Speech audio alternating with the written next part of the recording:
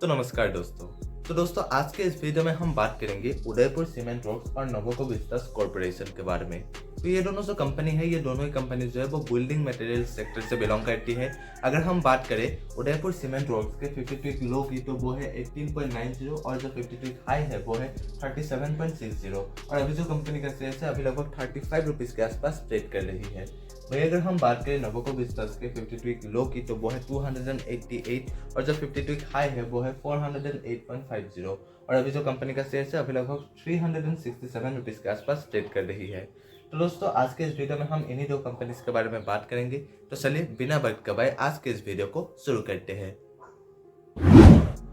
तो दोस्तों चलिए सबसे पहले हम बात करते हैं इन दोनों कंपनीज के फाइनेंशियल्स के बारे में। फाइनेंशियल्स में हम किसी भी कंपनी के रेवेन्यू, प्रॉफिट और नेटवर्थ के बारे में बात करते हैं और अगर ये तीनों ही चीजें ईयर ऑन ईयर राइज हो रही है तो ये एक गुड साइन माना जाता है उस कंपनी में इन्वेस्ट करने के लिए। तो चलिए सबसे पहले हम बात करते हैं इन दोनों कंपनीज के रेवेन्यू के बारे में। तो अगर हम बात करें उदयपुर सीमेंट इंडस्ट्री के रेवेन्यू की, तो 2019 से इसका जो रेवेन्यू है वो लगातार राइज हो रही है 2023 तक। अगर हम बात करें 2022 की, तो वो है 881 करोड़ और जो 2023 में जो है वो है 1032 करोड़। वही नवोको विस्तास कॉर्पोरेशन का भी जो रेवेन्यू है वो भी 2020 से लगातार राइज हो रही है 2023 तक। 2022 में इसका जो रेवेन्यू था वो है 9355 करोड़ और जो 2023 में जो है वो है 10599 करोड़। इसके बाद अगर हम बात करें प्रॉफिट की, तो उदयपुर सीमेंट वर्क्स के जो 2022 के जो प्रॉफिट है वो है 49 करोड़ और जो 2023 में जो है वो है 36 करोड़। वही नवोको विस्तास कॉर्पोरेशन के जो 2022 के जो प्रॉफिट है वो है 32 करोड़ और जो 2023 में जो है वो है 16 करोड़।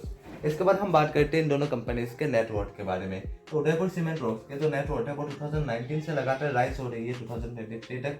अगर हम बात करें 2022 की, तो वो है 295 करोड़ और जो 2023 में जो है वो है 346 करोड़।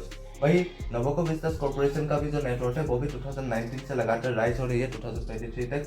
2022 में जो है वो है 8821 करोड़ और जो 2023 में जो है वो है 8839 करोड़।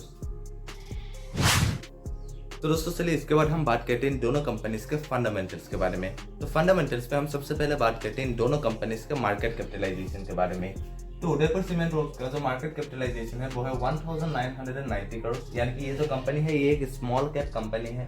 वही नवोको विस्तास कॉर्पोरेशन का जो मार्केट कैपिटलाइजेशन है वो है 13,213 करोड़, यानी कि ये जो कंपनी है ये एक मिड कैप कंपनी है।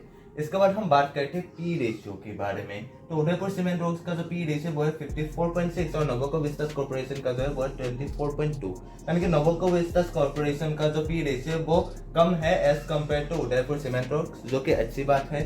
वही अगर हम बात करें इंडस्ट्री पी की, तो इंडस्ट्री का जो पी है वो है 37.3 और नवोको विस्तास कॉर्पोरेशन का जो पी रेशियो वो उसके इंडस्ट्री पी से कम है, जो कि एक अच्छी बात मानी जाती है। वही उदयपुर सीमेंट वर्क्स का जो पी रेशियो वो उसके इंडस्ट्री पी से ज्यादा है, जो कि अच्छी बात नहीं मानी जाती है। पर फिर भी हमें पी रेशियो के साथ साथ हमें हमेशा उस कंपनी के जो है ईपीएस ग्रोथ को भी देखना चाहिए। तो अगर हम बात करें लास्ट 5 ईयर्स के ईपीएस ग्रोथ की, तो उदयपुर सीमेंट वर्क्स का जो लास्ट 5 ईयर्स का ईपीएस ग्रोथ है वो है 22.2%। वही नवोको विस्तास का जो है वो है ओनली 3.76%, यानी कि उदयपुर सीमेंट वर्क्स का जो पी रेशियो वो तो ज्यादा है, पर साथ ही साथ कंपनी का जो ईपीएस ग्रोथ है वो भी ज्यादा है as compare to Nuvoco Vistas. और ईपीएस ग्रोथ जो है जितना ज्यादा होता है उतना ही ज्यादा अच्छा माना जाता है। इसके बाद अगर हम बात करें पेग रेशियो की, तो उदयपुर सीमेंट वर्क्स का जो पेग रेशियो वो है 2.45 और नवोको विस्तास कॉर्पोरेशन का जो है वो है 1.03, यानी कि इन दोनों कंपनीज का जो पेग रेशियो है वो 1 से ज्यादा है, यानी कि इन दोनों कंपनीज का जो शेयर प्राइस है वो उसके अर्निंग ग्रोथ के मुकाबले महंगा है, जो कि अच्छी बात नहीं मानी जाती है। इसके बाद अगर हम बात करें पीबी रेशियो की, तो उदयपुर सीमेंट वर्क्स का जो पीबी रेशियो वो है 2.41 और नवोको विस्तास का जो है वो है 1.48, यानी कि नवोको विस्तास कॉर्पोरेशन का जो पीबी रेशियो वो 2 से कम है, जो कि एक अच्छी बात मानी जाती है। इसके बाद अगर हम बात करें आरओई और आरओसी के बारे में, तो उदयपुर सीमेंट वर्क्स का जो आरओई है वो है 11.1% और नवोको विस्तास कॉर्पोरेशन का जो है वो है 4.70%। साथ ही साथ उदयपुर सीमेंट वर्क्स का जो आरओसी है वो है 7.15% और नवोको विस्तास का जो है वो है 1.90%, यानी कि इन दोनों कंपनीज के जो आरओई और आरओसी है वो 15% से कम है, जो कि अच्छी बात नहीं मानी जाती है। पर फिर भी उदयपुर सीमेंट वर्क्स का जो आरओई और आरओसी है वो थोड़ा सा बेहतर है as compare to Nuvoco Vistas corporation, पर मिनिमम 15% का जो है आरओई और आरओसी होना ही चाहिए किसी भी कंपनी के अच्छे ग्रोथ के लिए। इसके बाद अगर हम बात करें डिविडेंड यील्ड की, तो उदयपुर सीमेंट वर्क्स और जो नोबोको विस्तास कॉर्पोरेशन है, इन दोनों का ही जो डिविडेंड यील्ड है वो है 0%। दोस्तों चलिए इसके बाद हम बात करते हैं इन दोनों कंपनीज के डी रेशियो यानी कि डेट टू इक्विटी रेशियो के बारे में। तो उदयपुर सीमेंट वर्क्स का जो डी रेशियो वो है 1.57 और नोबोको विस्तास कॉर्पोरेशन का जो है वो है 0.5 है। और डी रेशियो अगर 1 से कम है तो उसे ज्यादा बेहतर माना जाता है, यानी कि नोबोको विस्तास कॉर्पोरेशन का जो डी रेशियो वो ज्यादा बेहतर है as compare to Udaipur cement works. पर डी रेशियो के साथ साथ हमें हमेशा उस कंपनी के जो है करंट रेशियो को भी देखना चाहिए। तो अगर हम बात करें उदयपुर सीमेंट वर्क्स के करंट रेशियो की, तो वो है 1.34 और नोबोको विस्तास कॉर्पोरेशन का जो है वो है 0.48।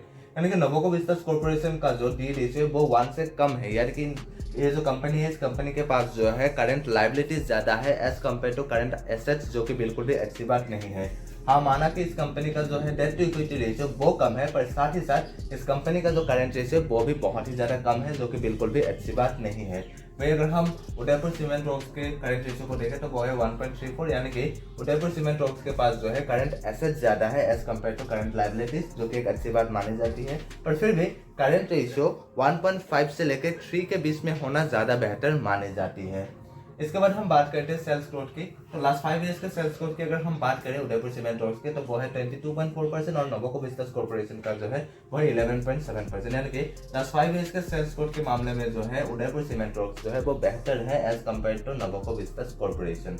वही लास्ट 3 ईयर्स के सेल्स ग्रोथ की अगर हम बात करें तो उदयपुर सीमेंट वर्क्स का जो है वो है 14.6% और नोबोको विस्तास कॉर्पोरेशन का जो है वो है 15.9%। यानी कि लास्ट 3 ईयर्स के सेल्स ग्रोथ के मामले में जो है नोबोको विस्तास कॉर्पोरेशन जो वो थोड़ा सा बेहतर है as compare to Udaipur cement works. इसके बाद अगर हम बात करें प्रॉफिट ग्रोथ की, तो उदयपुर सीमेंट वर्क्स का जो प्रॉफिट ग्रोथ है वो है -8.69%। वही नोबोको विस्तास कॉर्पोरेशन का जो है वो है 429%। यानी कि नोबोको विस्तास कॉर्पोरेशन का जो प्रॉफिट ग्रोथ है वो बेहतर है as compare to Udaipur cement works.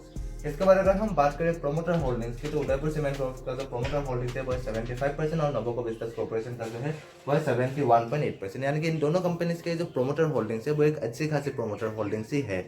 इसके बाद हम बात करें बुक वैल्यू की, तो उदयपुर सीमेंट वर्क्स का जो बुक वैल्यू है वो है 14.7 और जो नोबोको विस्तास कॉर्पोरेशन का जो है वो है 248।